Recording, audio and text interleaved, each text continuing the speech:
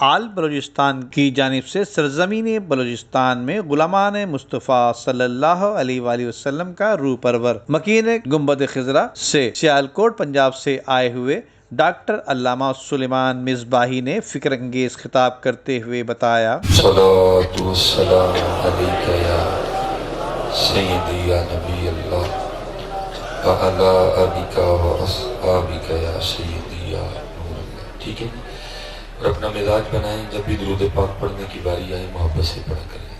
ٹھیک ہے، سنیے کو تو ویسے ہی سس درود سجتا ہی نہیں ہے، کیونکہ درود پڑھنا اگر آیا تو وہ ہمارے سے آیا۔ اذان سے پہلے ہم پڑھ رہے ہیں، اذان کے بعد ہم پڑھ رہے ہیں، نماز کے بعد ہم پڑھ رہے ہیں۔ ٹھیک ہے جی، محفل میں ہم پڑھ رہے ہیں، محفل کے بعد ہم پڑھ رہے ہیں۔ ٹھیک ہے، سنیے کو تو ویسے اتنا پھیکا پھیکا درود نہیں سجتا ہے۔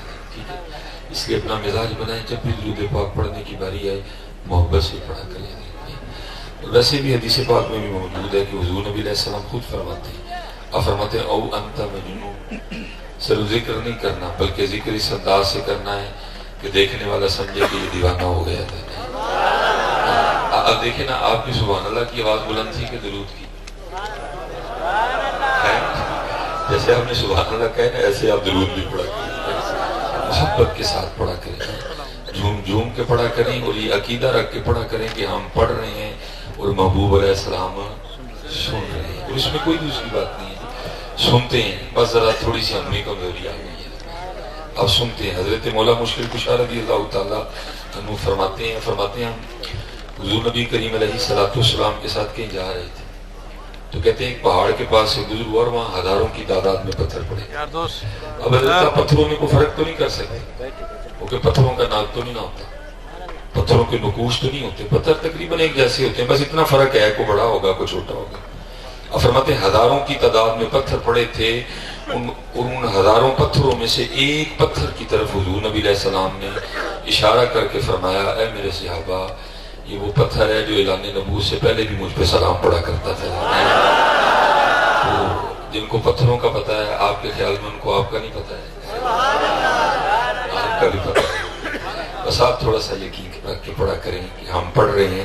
اللہ حضرت ماشاءاللہ علماء کثیر تعداد میں بیٹھے ہیں، اگر آپ تھوڑا سستی سے بھی پڑھیں گے نا وہ بھی جائے گا حضرت، لیکن حضرت اگر آپ محبت سے پڑھیں گے نا تو جو نہیں ہوا پھر وہ بھی ہو جائے گا۔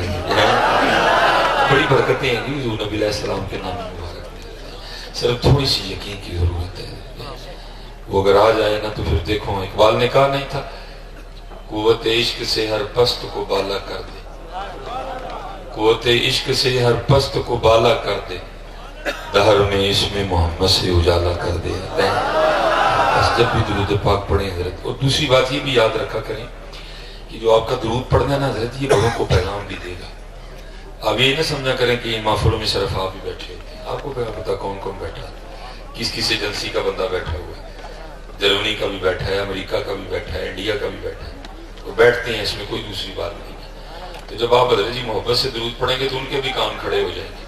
ٹھیک ہے بھائی، کچھ معاملات میں جو سست ہو گئے ہیں، لیکن جب باری آتی ہے نا حضور نبی علیہ السلام کے ذکر کی، تو وہاں یہ سستی نہیں دکھاتے ہیں، وہاں یہ کچھ نہیں۔ اس لیے جب بھی درود پاک پڑھنے کی باری آئے محبت سے پڑھا کریں۔ تقریب کے آخر میں لبیک لبیک یا رسول اللہ صلی اللہ علیہ وآلہ وسلم کے نعرے بھی لگائے گئے۔